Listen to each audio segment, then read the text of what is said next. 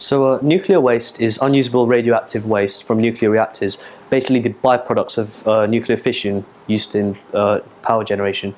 The half-life of nuclear waste is a measure of how long nuclear material actually takes to lose half its radioactivity.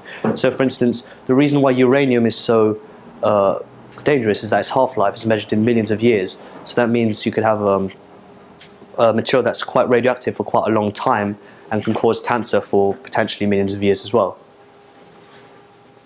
There are factors affecting the suitability of a site as an area of nuclear waste disposal.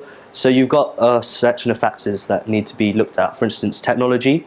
You need to have quite advanced technology and design features to be appropriate. So for instance, in Chernobyl, they used quite poor technology and it was not well designed, causing the meltdown of the reactor. Workforce.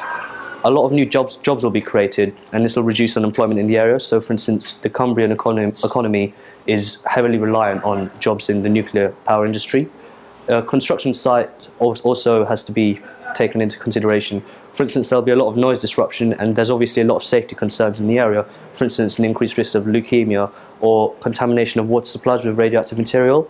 Also, sites for nuclear storage could lead to increased risk of terrorism in the area, and also have effects on tourism because no one's going to want to visit a nuclear waste storage site. Transport as well, you've got to have links for long or local distances which are safe for the waste to be moved from power stations to ports and all of that. And also the site geology. It shouldn't be in an area where it's prone to landslides or landslips.